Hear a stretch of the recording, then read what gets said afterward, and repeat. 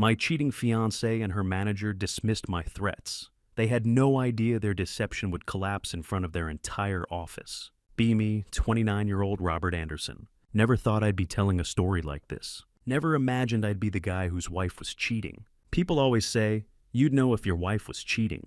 I thought the same thing until that night. Night when everything fell apart.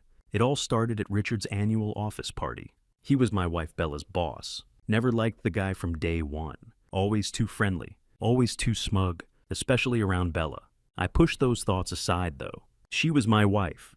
I loved her. I trusted her. She always said Richard was just a good friend, called him her mentor. Nothing more. That night was different though. Maybe it was the bourbon. Maybe he just stopped caring who saw. Richard was getting handsy, pulling Bella close, whispering things in her ear. She didn't pull away. Instead, she leaned into it. At first, I thought I was overreacting. Tried to tell myself it was just harmless fun. Then I saw that smug grin on his face. The kind that cuts right through you. Like he was laughing at some private joke. Some joke that only he and Bella knew. He looked right at me and smirked, his arm still wrapped around her waist. That twisted, smug look made my stomach drop. I knew right then, this wasn't just an innocent office friendship. Tried to laugh it off. Tried to tell myself it was nothing. But then he leaned in closer, whispering just loud enough for me to hear. Commenting about my kids, suggesting they might not be mine. That was it. I was done pretending this was nothing. I looked right at him, shot back with my own comment. Funny you say that, Richard. Your wife's been telling me the same thing. Smugness disappeared from his face instantly, replaced by shock. He wasn't expecting me to hit back, and I wasn't done yet. In that moment, everything started clicking into place. All the late nights, all the work trips, the way she'd pull away when I tried to get close. Suddenly, it all made perfect sense. I'd been so blind, so trusting, thinking my wife would never betray me like this. But there she was, standing right next to her lover, grinning at my humiliation, like it was some big joke. I wanted to scream, wanted to grab him, wanted to wipe that arrogant look off his face. But before I could do anything, there was a commotion at the door. His wife walked in. She wasn't alone. She'd brought the police with her, like some twisted end to a soap opera. No one asked to watch this drama unfold. I didn't know what she knew, or how she knew it, but at that point, I was too angry to care. All I knew was that Richard and Bella had crossed a line, and they were about to pay for it. My head was spinning as I watched the officers approach. I felt betrayed, felt humiliated, but most of all, I felt stupid. Stupid for ever believing her lies. Thought about every time I'd covered for her, every time I'd made excuses, when she didn't come home until late, telling myself she was just working hard. I had been the fool, the husband in the dark. They'd been laughing behind my back all along. But this was only the beginning. I wasn't going to be the victim in their story. If they wanted to challenge me, they'd find out the hard way, just who they were dealing with. As the cops led Richard away in handcuffs, his smug grin finally wiped clean. I saw Bella's face shift. First, she looked stunned, maybe even a little afraid, but then that same arrogant look crept onto her face. She folded her arms, tilted her head, smirked like she thought this was just a bad joke. My wife, the woman I'd spent over a decade with, was standing there, acting like I was the one making a scene. "Seriously, Robert," she sneered. "Are you really doing this right here, right now?" I almost laughed at the absurdity of it. Here she was, caught red-handed, and she had the nerve to act like I was the problem. The party around us had fallen silent. People were staring, or whispering. I could feel their eyes on me, some pitying, some curious, all of them waiting to see what I'd do next. And God, I wanted to scream. I wanted to tell everyone, every ugly, sordid detail, everything she and Richard had done. Wanted to rip her carefully crafted image to shreds, right in front of everyone she cared about. But instead, I just stood there, looking at her, trying to understand how the woman I loved could turn into such a stranger. Couldn't even find the words. They all felt too small, too weak to express the mess inside my head. She rolled her eyes, let out a dramatic sigh, and muttered, "Grow up, Robert. It's not like it's the end of the world." "Not the end of the world," I repeated, my voice barely a whisper. "You betrayed me, Bella. You lied to me over and over, made a fool out of me in front of everyone. And you're just indifferent." She laughed. Actually laughed, and shrugged. "Oh, come on. Let's not pretend this marriage was some fairy tale. You know as well as I do that things were broken long before Richard. I just took the initiative. My fists clenched, my jaw tightened. Every nerve in my body was screaming for me to walk away, to end this twisted conversation, before it broke me any further. But there was this twisted curiosity gnawing at me, a need to know how deep her betrayal went. So it was all a lie? I asked, my voice raw. Every night? Every promise? All of it? She looked at me, that smirk never leaving her face. You were comfortable, Robert. Predictable. I got bored, okay? Richard is different. He knows what he wants. He knows how to take charge. Unlike you, her words hit like punches, each one chipping away at my identity, at the last shreds of the man I thought I was. She looked at me like I was some nuisance, something standing between her and her twisted idea of freedom. It was as if she was rewriting our entire history, painting herself as some victim, trapped in a dull marriage. And all I could think was, who is this woman? The onlookers were murmuring, eyes darting back and forth between us, like they were watching a car crash. They couldn't look away from Bella, shameless as ever, looked around and gave a little shrug. As if to say, well, that's that. I felt my stomach twist, with a mix of anger and disbelief. Was she really that heartless? Then, as if the universe had decided to throw one more curveball, her phone buzzed. She pulled it out, glanced at the screen. A small, satisfied smile crossed her lips. Gotta go, she said, slipping her phone back into her purse. I have better things to do than listen to you whine about your hurt feelings. And just like that, she turned and walked away, leaving me standing there, in the wreckage of everything we built together.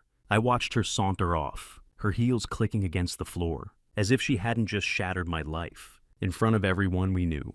The crowd around me started to disperse, murmuring quietly, casting glances at me, filled with a mix of pity and intrigue. I could almost hear their thoughts. Poor Robert. Didn't see it coming. She's been cheating on him this whole time. But something snapped inside me at that moment. I was done being the victim, done feeling humiliated and torn apart. She thought she could just walk away, throw me out like yesterday's trash, and carry on with her little fantasy life. No, if she wanted a war, she'd get one. After that disastrous party, I barely slept. The humiliation, the anger, the betrayal, it all churned inside me, eating away at my sanity. But beneath all that pain, a strange clarity began to form. I realized something important. While she had stripped away the illusion of our marriage, she hadn't taken everything. In fact, there was something she didn't see coming.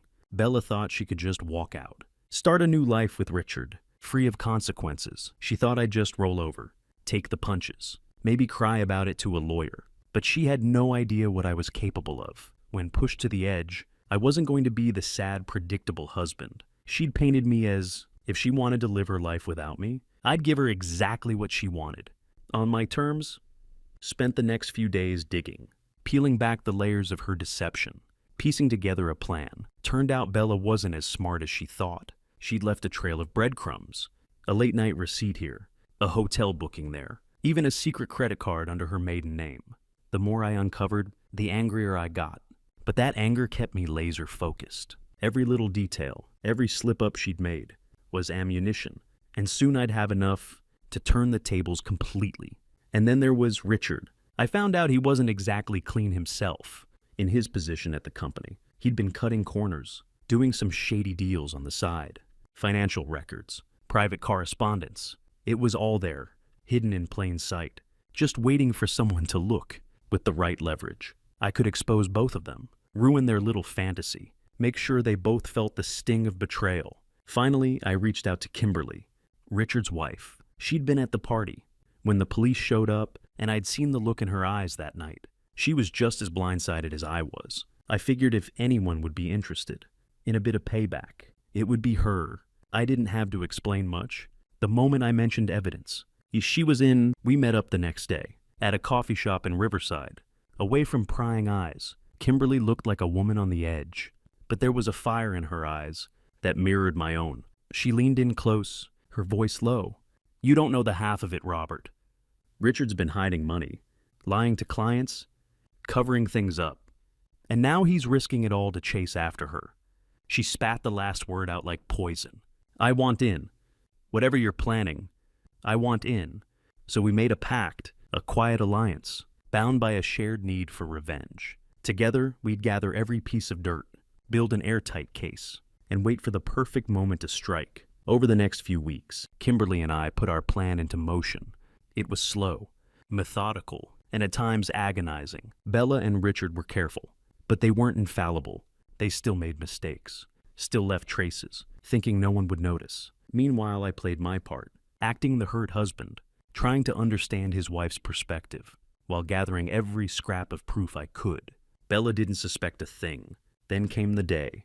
When everything was ready, Kimberly and I had enough evidence to ruin them both. Financial misdeeds, infidelity, even a few questionable practices Richard had swept under the rug at work. With this, we could destroy not only their relationship, but their careers, their reputations, everything they built together on the lies they told us. But we weren't just going to reveal it. We wanted them to feel it, to understand what it was like, to watch everything you cared about crumble before your eyes. I'll never forget the look on Bella's face when I suggested a fresh start, a vacation. She blinked, clearly caught off guard, then narrowed her eyes, like she was trying to see if I was serious. But I played my part perfectly, humble, a little broken, but eager to reconnect with my wife. Just us, I said, forcing a smile, somewhere quiet, no distractions, no work, just time to talk. She hesitated, probably suspecting I had some other motive. But in the end, her arrogance won out. I could see it in her eyes, that glint of triumph. In her mind, she had already won. This was me crawling back, hoping to salvage whatever scraps were left of our marriage. Little did she know, the vacation wasn't meant to heal us. It was meant to break her. Meanwhile, Kimberly and I had been planning every detail. The vacation was just a cover for the real event. It would buy us time to put the final pieces in place. Richard, of course, would be left in the dark. We knew he'd contact Bella while we were away. He couldn't resist. And when he did, that would be the signal for everything to fall into motion. The day before, we were set to leave. I met up with Kimberly one last time. We reviewed our evidence, every document, every message, every record of their betrayal. It was all there, neatly packaged, ready to unleash. Kimberly had even managed to get her hands on a couple of Richard's questionable business transactions, enough to raise eyebrows and trigger an investigation at his firm. We were both on edge, fueled by the anticipation of finally seeing them face the consequences. "Are you sure you're ready for this?" Kimberly asked, giving me a hard look. "Once we do this, there's no going back." I nodded, feeling a strange calm settle over me. They challenged us, Kimberly. They didn't think we'd fight back. Now they'll find out. As I stood there watching Bella, with my carefully crafted expression of innocence, I almost marveled at how little she really knew me. The woman I'd once loved, the woman who could read every thought that crossed my mind, had been replaced by this stranger, someone who saw only what she wanted to see. And right now she saw a desperate husband, a broken man, willing to do anything for another chance. The satisfaction of knowing how wrong she was felt like a strange, bitter comfort. That evening, as we packed for our reconciliation trip, I could feel the tension radiating from her. She was on edge, probably from the combination of guilt and annoyance. Guilt because somewhere deep down, she knew what she'd done was unforgivable. Annoyance because she was used to getting what she wanted, used to bending people to her will, with a pout or a well-timed apology. But I was done bending. On the drive to the secluded cabin I'd booked for us, Bella kept glancing at her phone, probably itching to message Richard, to let him know she'd handled it. I couldn't help but smile at the thought of how unprepared she was for what was coming. With each mile we drove, the knots in my stomach loosened, replaced by a cold, calculated calm. By the time we pulled up to the cabin, I knew exactly what needed to be done. The cabin was perfect, isolated, quiet, with no prying eyes, and limited cell service. It was the kind of place meant for peace and reconciliation, which made it the perfect cover for what I was about to set in motion. As we settled in, I watched her closely, looking for any cracks in her armor. She had a wary look, as if she was bracing herself for an emotional conversation. Good. Let her think this was about us, about repairing the damage she'd done. In reality, I was giving her one last chance. To be honest, that night, as we sat by the fireplace, I poured us both a glass of wine and took a deep breath. The air felt thick with tension, the kind that made every word feel heavier than it should. "Bella," I started, keeping my tone soft, "I need to know, are you really committed to fixing this? She looked at me, her eyes narrowing slightly. As if assessing whether this was a trap, she forced a smile, trying to mask her discomfort. Of course, Robert. I mean, we wouldn't be here if I wasn't, right? I nodded, watching her carefully. I just need honesty, Bella. I need to know everything. No more secrets. Her eyes flickered, a brief flash of fear, before she smothered it with another fake smile. Robert, I've told you everything. I messed up, okay? I made mistakes. But can't we just leave it in the past? Everything? I pressed, and my voice steady. You've told me everything, Bella? She looked away, her jaw clenched. I could see her fingers twitching. Around the stem of her wine glass, she wasn't used to this kind of pressure, wasn't used to facing consequences. But instead of admitting the full extent of her betrayal, she doubled down. Yes, everything, she said, her voice tinged with irritation. What more do you want from me? I leaned back, studying her, feeling a sickening mixture of anger and pity. Even now, faced with the potential of reconciliation, she couldn't bring herself to be honest. She was too arrogant, too sure that I would accept whatever scraps of truth she decided to throw my way. I took a deep breath, gathering my resolve. Okay, I said, my voice calm. If that's the story you want to stick to, the rest of the evening passed in tense silence, each of us lost in our own thoughts. I pretended to be processing, giving her the illusion of power, letting her think she'd won. I could feel her relaxing her guard, slowly dropping as she convinced herself that she'd successfully manipulated me into forgiving her. Early the next morning, while she was still asleep, I put the final piece of my plan into action. I'd left my phone strategically out in the open, on the small table by the couch. It was unlocked, with a carefully curated series of messages visible. Messages between me and Kimberly, detailing everything we discovered, every plan we'd set in motion.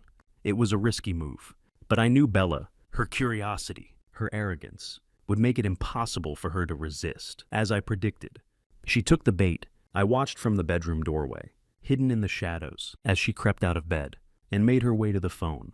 She glanced around, her expression cautious, then picked up my phone and started scrolling through the messages. The more she read, the paler she got, her face draining of color, as she realized how much we knew, how thoroughly we'd unraveled her lies. I could see the panic building in her eyes, the dawning understanding that her little fantasy was over. She clutched the phone, her breathing quickening, and for the first time, I saw genuine fear on her face. Not anger, not defiance, but real bone-deep fear. It was as if the mask she'd worn for months was finally cracking, exposing the fragile, desperate woman underneath. When she finally looked up and saw me standing in the doorway, her expression shifted to something close to pleading. Robert, I can explain, she stammered, her voice barely above a whisper. I stepped forward, each word cutting like ice. Explain, Bella? The time for explanations is long past.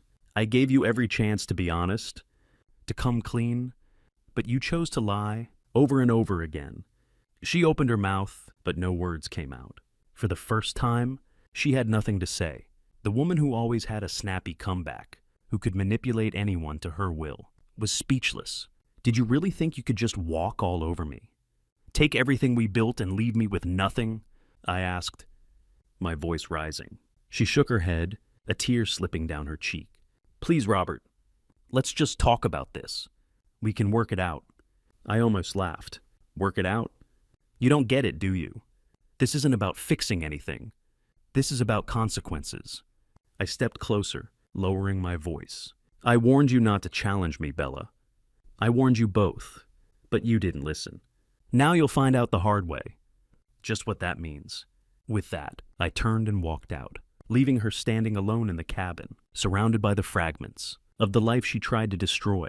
She'd made her choices, and now there was no escaping the consequences. The pieces were in place, and there was no going back. As I walked away from the cabin, the morning air felt crisp and clean against my skin, almost like it was washing away the weight I'd carried for so long. The fog of hurt and betrayal lifted a little more with each step, replaced by a fierce, calculated clarity. Bella might have thought she'd won, might have thought she'd slipped away unscathed, but she had no idea how thoroughly her world was about to come crashing down. I got in the car and drove a few miles down the winding forest road until I had cell service. There was one more message to send, one final domino to tip, and then I could let the whole thing play out. I typed a quick message to Kimberly, just 3 words. It's done now. Kimberly and I had agreed on every detail of this plan. Once she got my signal, she'd release the evidence we gathered on both Bella and Richard, evidence that would shake up not only their lives, but their careers and reputations as well. With Kimberly's connections and Richard's record of dirty dealings, it wouldn't take long for things to go public, and I'd made sure there was more than enough to ruin them both. And I sat in the car for a moment, staring at the phone in my hand. A strange sense of satisfaction welled up inside me, mingling with a hint of sadness. It was surreal to think that this was the woman I'd once built a life with, shared dreams with, but the woman I'd loved was gone, replaced by someone who'd carved me up piece by piece and left me to bleed. Suddenly, my phone buzzed with an incoming call. I didn't recognize the number, but a gut feeling told me to answer it. "Robert," a voice crackled through the line, panic lacing every word. It was Bella. I must have left her alone in the cabin, long enough for her to find another phone, or drive somewhere to get a signal. Either way, the desperation in her voice was palpable. "What do you want, Bella?" I asked, my tone cold. "Please, Robert, don't do this," she said, her voice breaking. "Whatever you're planning, you don't have to go through with it. We can talk. We can fix this." "Fix this?" I almost laughed, but it came out as more of a bitter scoff. "You lied to me. You cheated on me. And now you want to fix this? What exactly is there left to fix, Bella?" She fell silent, struggling for words. For a woman who had always been so sure of herself, who had flaunted her arrogance and dismissive attitude at every turn, it was almost satisfying to hear her struggle, to hear her voice laced with fear. "Robert, I made mistakes, okay?" she stammered. "But we don't have to destroy each other. We can just move on. Leave it behind us." "Leave it behind us?" I repeated, my voice rising with each word. "You humiliated me. You twisted every promise we made into a lie. And you think I should just let it go?" She fell silent again, her breathing audible through the line. I could almost imagine her, standing alone in the cabin, clutching the phone like it was a lifeline, hoping I'd back down. But she didn't understand. I was beyond forgiving, beyond backing down. "Listen to me, Bella," I said, each word deliberate and unyielding. "I warned you. I gave you a chance to come clean. To be honest, but you kept lying. So now you're going to face the consequences." "Robert, please," her voice wavered. But I cut her off before she could start her manipulative plea again. "You thought you were untouchable, didn't you?" I asked, my tone like steel. "You thought you could play me for a fool, walk away unscathed. But you're not untouchable. And neither is Richard. By now his company's already seen the evidence of his little schemes. And by tomorrow, everyone will know the truth about you too. Robert, no, please. This will ruin us," she cried, her voice cracking under the weight of her fear. I paused, letting the silence stretch out, letting her feel the full weight of what she'd done. "That's the point, Bella." With that, I hung up, feeling an odd mix of triumph and emptiness settle in my chest. The call had been cathartic, like a final goodbye to the woman I thought I knew, the woman I'd once loved. But the satisfaction of revenge couldn't completely fill the hollow place where that love had been. Betrayal is a funny thing. It robs you of someone else, but it also strips away pieces of yourself. I sat there for a while, staring out at the early morning mist, replaying the years Bella and I had shared. There were good memories, genuine moments of love and laughter, but they all felt tainted now, wrapped up in the lies she'd spun. I wasn't the same man I was before, and maybe that was the final cruelty of her betrayal. It had changed me in ways I couldn't undo. But life doesn't wait for healing, pushes forward indifferent to the wounds it inflicts. And so I took a deep breath, started the car, and left the cabin behind, back in town. The fallout happened faster than I had expected. Within days, Richard's company faced intense scrutiny, with legal repercussions and financial losses spiraling out of control. He went from being the respected boss, the man in charge, to a pariah in the blink of an eye. His partners were furious, his clients scandalized, and his reputation was in shambles. Kimberly had made sure of that, and the satisfaction in her voice, when we spoke, was almost chilling. As for Bella, she wasn't spared either. The news of her affair spread like wildfire.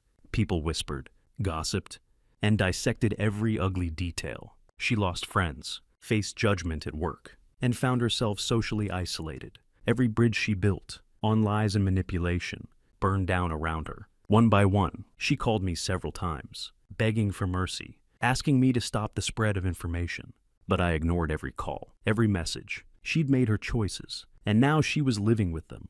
One night a few weeks later, found myself sitting alone in a bar. It was quiet. A few other lonely souls scattered around, nursing their drinks in silence. I raised my glass, feeling a strange sense of peace. Though it was tinged with sadness, I'd come out of this stronger, yes, but also different, hardened, cautious. The bartender gave me a sympathetic nod. As he poured another drink, "Rough night?" he asked, his tone casual. I shrugged, a faint smile tugging at my lips. "Just a rough year, man." He nodded knowingly. "Well, here's to getting through it." As I clinked my glass, I thought about what I'd learned through all of this. Trust is fragile, and love, when betrayed, can turn even the gentlest soul into someone unrecognizable.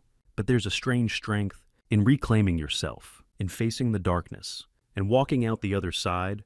And so, as I took that final sip, I raised an invisible toast to my future, a future I'd build on my own terms, wiser, and in some strange way, finally free, just as I thought life was settling back into a rhythm, a new rhythm, one that no longer included Bella.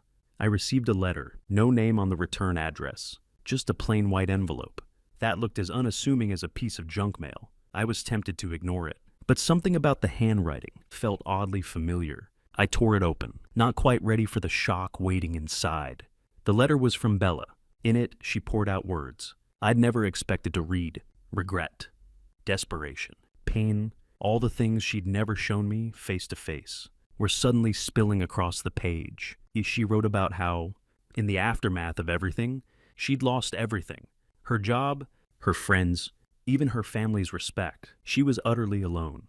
And apparently, she was reaching out to me, in some last attempt to claw her way back from the edge. But it wasn't her pleas for mercy that shook me. It was what she said next.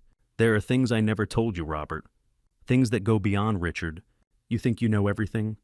But there are secrets I kept, even from him, secrets that could change everything, if you knew the truth." I scoffed at first, reading it as one last desperate attempt to manipulate me, classic Bella, trying to dangle a mystery in front of me, to pull me back in. But her words lingered in my mind, gnawing at me over the following days. I told myself not to care, not to let her get under my skin again. But every time I closed my eyes, her words echoed in my head. Finally, curiosity won out. I didn't want her back. I was sure of that. But I needed to know if she was lying, or if there was something more, some final piece of the puzzle I hadn't seen. So against my better judgment, I arranged to meet her. I told her it was her last chance, to come clean, to tell me everything. But I wasn't promising forgiveness, or anything close to it. We met at a small, run-down diner, on the edge of town. I chose the place on purpose, somewhere neutral, somewhere we wouldn't be recognized. When she walked in, I almost didn't recognize her. She looked worn, hollowed out, like the weight of everything had finally broken her. Her once polished confidence was gone, replaced by a kind of vulnerability that felt foreign. "Robert," she greeted me, her voice barely above a whisper. I didn't say anything, just nodded and gestured for her to sit. She took a shaky breath and sat across from me, her eyes scanning my face, as if trying to find some trace of the man she used to know. "Why are we here, Bella?" I asked, cutting straight to the point. I didn't have patience for games anymore. She swallowed, glancing down at her hands. "There's something you don't know, something I couldn't tell you before." Her voice was trembling, but I stayed silent, waiting for her to continue. "It's about the affair. It wasn't just about Richard." I raised an eyebrow, unimpressed. "Oh, really? Was there another man then? Or are you going to tell me? You fell out of love again?" "No," she whispered, her voice cracking. "It was blackmail. Richard found out something about me, something from my past. He used it to get what he wanted. I was trapped, Robert." I laughed bitterly, unable to believe what I was hearing. "Blackmail? That's what you're going with? You expect me to believe you were some helpless victim in all of this?" She looked up, tears glistening in her eyes. "I know I don't deserve your sympathy, Robert. I know I was cruel, that I hurt you, and I'll never ask you to forgive me. But I need you to understand, I didn't want any of this. There was something about her tone, something raw and desperate, that made me pause. She wasn't the same defiant, arrogant woman from before. She was unraveling, like someone cornered with no way out. What could he possibly have held over you? I asked, not sure if I was ready to believe her, but morbidly curious all the same. She looked down, twisting her hands in her lap. When I was younger, there were things I did, things I'm not proud of. And somehow Richard found out.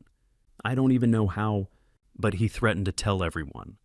To ruin me if I didn't keep him happy. Her words hung in the air between us. And for the first time, I saw a crack in her armor, a glimpse of something that looked like genuine fear. So, you let him blackmail you into an affair? I asked, struggling to wrap my head around it. For how long? A year, she whispered. It went on for a year. Before I tried to end it, but he didn't let go. He started threatening to go public with everything he knew, and I panicked. I was too scared to leave, and I didn't know how to tell you. I shook my head, feeling a mixture of disbelief and anger. Part of me wanted to dismiss it as another one of her lies, but there was something painfully real in her eyes. Why tell me now? I asked, my voice cold. Because I don't have anything left to lose, she said softly. You've taken everything, and I deserve that. But I couldn't live with myself. Without telling you the truth, I stared at her, trying to read the truth in her face. I wanted to hate her, to walk away and never look back. But her confession had cracked something open in me, a small voice asking if maybe, just maybe, I didn't know the full story. Even if that's true, Bella, I said finally, my voice steady. It doesn't change the fact that you chose to hurt me. You made a choice to keep lying, to keep digging that knife deeper. She nodded, tears streaming down her face. I know I did, and I hate myself for it. But you were right. I thought I was untouchable. And now I'm nothing. There was a long silence, both of us lost in the wreckage of what we'd once been. Part of me wanted to walk out, leave her to face the consequences of her choices alone. But another part of me, the part that still remembered, the woman I'd loved, felt a sliver of pity. Her arrogance had crumbled, her lies exposed, and all that was left was a broken person staring back at me. Bella, I said slowly, barely recognizing my own voice. You need to fix yourself. Whatever this was between you and Richard, whatever hold he had over you, it's over now. There's nothing left here? For either of us. She nodded, her face a mask of pain and regret. I know. I'm sorry, Robert. I'm so sorry. I stood up, looking down at her one last time. Goodbye, Bella. As I walked out of that diner, I felt a weight lift from my chest. I didn't know if her story was true, and maybe it didn't matter. What mattered was that I was finally free. Free of the lies, the betrayal, the bitterness. She'd given me one last piece of the puzzle, but it was up to me to decide if I wanted to keep it or let it go. And as I stepped out into the sunlight, I realized I didn't need to hold on to anything from that past life anymore. I was ready to move on, stronger, wiser, and finally free. As I walked out of that diner, I felt like I'd closed the last chapter of a book I never wanted to read in the first place. But if I thought I'd gotten my closure, I was wrong. Just when I thought I'd left it all behind, life threw me a final twist, a twist I could never have seen coming. A few weeks after that meeting with Bella, I was beginning to settle into my new routine. Therapy sessions helped me untangle the mess in my head. Friends pulled me back into social circles, and work was picking up again. Life was slowly starting to feel normal, even good, until one day, I received a call from a blocked number. Hello, I answered, my voice cautious. Robert, the voice on the other end was deep and calm. Too calm. I instantly felt the chill run down my spine. I knew that voice. It was Richard. What the hell do you want? I spat, gripping the phone tighter. The anger I thought I'd put to rest roared back to life. He chuckled softly, an unsettling sound that twisted my stomach. Now, no need for hostility. I just thought we should talk. Talk? Are you kidding me? After everything you and Bella put me through, you think I want to have a chat? There's more you don't know, he said, his voice turning serious, and I thought you deserved to hear it from me. I hesitated. Part of me wanted to hang up, block his number, and never look back. But that same nagging curiosity, the same itch that had driven me to meet Bella, stirred again. I hated it. I hated that he still had a hold on me, that he could make me doubt what I thought I knew. Against my better judgment, I decided to hear him out. "Fine, talk," I replied coldly. "There's a lot Bella didn't tell you," he said, his tone shifting to something darker. "And I'm not talking about our affair. I'm talking about the reason. She was with you in the first place. What are you even talking about?" I asked, feeling a mix of anger and confusion. "Let's meet," he said, ignoring my question. "I'll explain everything in person. It's delicate." I almost refused, but the unease in his voice caught my attention. It wasn't the arrogant Richard I'd seen before. This was a man who sounded genuinely afraid, against every instinct screaming at me to let it go. I found myself agreeing. We arranged to meet at a nondescript bar in a neighboring town, a place where neither of us would be recognized. When I arrived, Richard was already there, sitting in a shadowy corner booth, nursing a drink. He looked worse for wear, his usually slick appearance marred by unshaven stubble and dark circles under his eyes. He looked up as I approached, a flicker of something almost like relief crossing his face. "Robert," he greeted me with a nod. I sat down, keeping my expression neutral. "You've got 10 minutes. Make it worth my time." He chuckled, a hollow sound, then took a long sip of his drink. "Fair enough. You know, I never wanted things to go this far. But Bella, she's not who you think she is." I rolled my eyes, already regretting this. "I think I know exactly who she is. A liar, a cheater, manipulative." "True," he admitted, his gaze shifting to his glass. "But there's more. She wasn't just manipulating you. She was using you, Robert." "She was using both of us?" "Using us?" I asked, that my patience wearing thin. "What the hell does that even mean?" He took a breath, then leaned in closer, lowering his voice. "Bella's got a past. Neither of us knew about. I found out about it too late. She's done this before, you know. I found men, got what she wanted, and moved on." I laughed bitterly. "What, so she's some kind of professional cheater?" "Give me a break, Richard. It's not just cheating, Robert. She's got a history of taking from men, manipulating them, then disappearing when she's done. Money, assets, influence. You name it. She targets people she thinks can give her something, and then she moves on. I thought I was special too, until I found out I was just the next target." I stared at him, trying to process his words. It sounded insane, but then again, the Bella I thought I knew was gone. I'd already seen one side of her I never imagined existed. Could this be another layer to the nightmare? "You're telling me Bella what? Played both of us for money? For some kind of gain?" He nodded grimly. "She has a pattern, Robert. You weren't her first husband. And I wasn't her first affair." My mind reeled. "Wait, what?" "I was her first husband. We've been married since college." He shook his head. "That's what she told you. But it's not true. She was married once before, years ago, briefly to some older guy. The marriage didn't last long. But when it ended, she walked away with a small fortune." Sound familiar?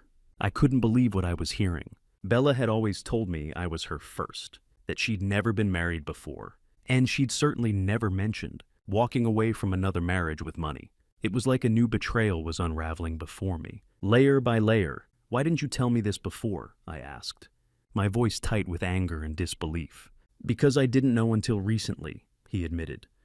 "I only found out after things started falling apart at work. I dug into her past, trying to figure out what kind of person I'd gotten involved with, and it turns out she's been doing this for years." I clenched my fists, my heart pounding. "So what? She targets men, gets what she can, and then leaves?" He nodded, his face a grim mask. "That's exactly what she does. And you're not the last one on her list, Robert. Once she's done with you, she'll find another. Maybe she already has." The realization hit me like a punch in the gut. I'd spent years building a life with Bella, trusting her, believing her lies, while she was simply moving from one target to the next. And now that her game with me was over, she'd be on to her next victim. I leaned back in my seat, feeling a strange hollow numbness settle over me. "So why are you telling me this, Richard? What's in it for you?" He sighed, rubbing his temples. "Honestly, maybe it's guilt. Maybe I just want her to finally face the consequences of what she's done. She's hurt too many people, and it's time she stops getting away with it. I looked at him, really looked at him, and for the first time, I saw someone who wasn't my enemy. We were both victims in Bella's twisted game, both left broken and betrayed, by the same woman. What do you want to do about it? I asked, feeling a strange sense of unity with this man I'd once despised. He met my gaze, a flicker of determination in his eyes. Expose her? Together? She thinks she's untouched, that she can keep moving from one life to the next, leaving a trail of destruction. But this time we make sure there's nowhere left for her to run. A small dark smile crept onto my face. I warned her not to challenge me, Richard. She didn't listen. Maybe now it's time she learns the hard way. We spent the rest of the evening hashing out a plan, our shared anger and betrayal, binding us together, in a way I never thought possible. By the time we left the bar, I knew we were about to give Bella a taste of her own medicine, a dose of justice that had been long overdue. This time there would be no more games, no more manipulation. We were going to expose Bella for who she really was, and she wouldn't see it coming. Richard and I spent the next few days piecing together every shred of evidence we could find on Bella, every lie she told, every deceitful twist in her tangled past. It was all coming together, like pieces of a dark puzzle, and the more we uncovered, the clearer it became that Bella was a master at hiding her tracks. She had left a trail of broken lives behind her, but none had ever connected her deceit to its source.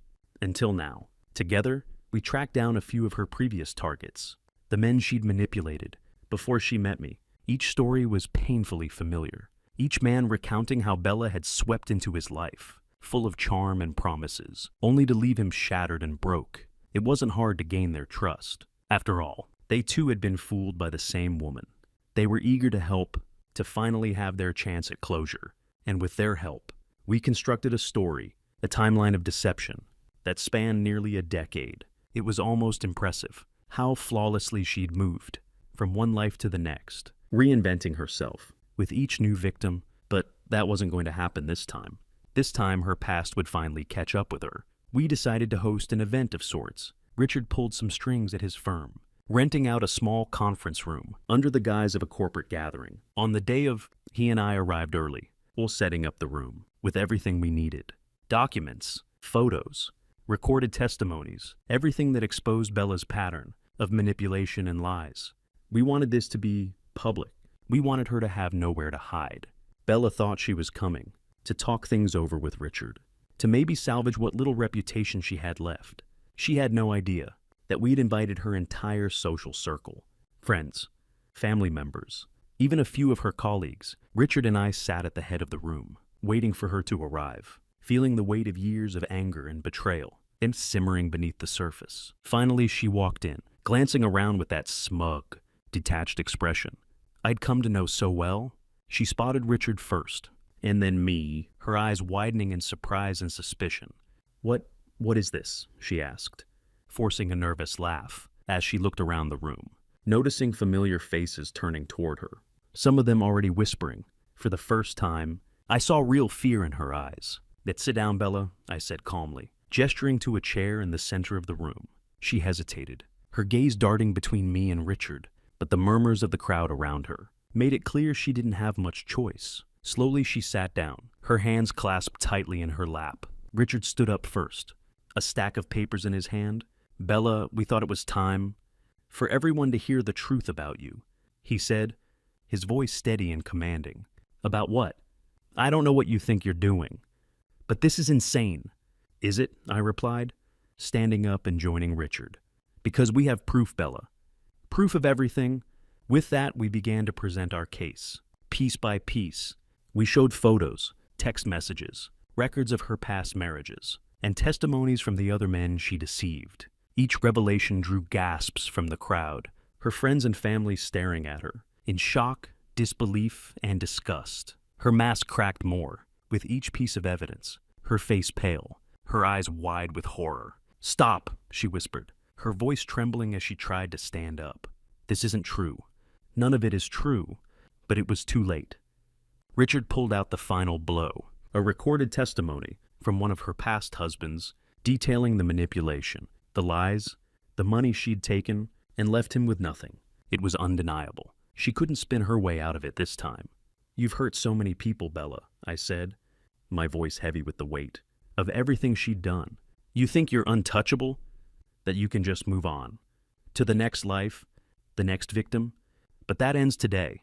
Everyone here knows who you really are." Tears streamed down her face as she looked around the room, searching for anyone who might believe her. But there was no sympathy left in those eyes. No one left to manipulate. Even her closest friends looked away, unable to reconcile the woman they thought they knew with the truth that lay bare before them.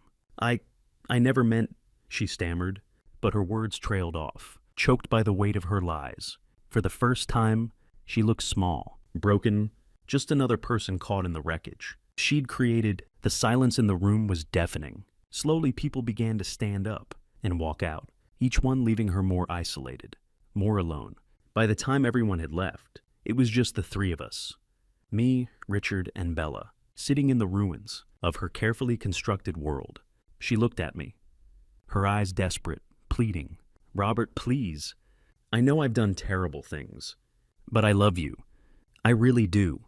I shook my head, feeling nothing but emptiness, as I looked at what remained of the woman I once loved, the woman who'd manipulated so many lives for her own gain.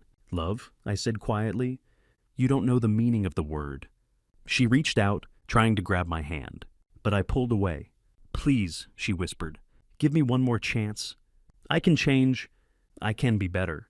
Richard laughed, a hollow, bitter sound. "How many times have you said that? To how many men? Before you destroyed their lives too?" She flinched at his words, like they were physical blows. I stood up slowly, looking down at her, this shell of a person who'd caused so much pain. "Goodbye, Bella. I hope it was worth it." And with that, we both walked out, leaving her alone, with nothing but the echoes, all of her own deceptions. As we stepped into the evening air, Richard turned to me. "You okay?" I nodded slowly. "I will be. For the first time in years, I actually will be." The truth had finally come out, the web of lies unraveled. And though the pain wasn't gone, I knew I'd survived. I'd exposed the truth, and in doing so, found my own strength, my own path forward, free from her manipulation, free from the past, ready to start again.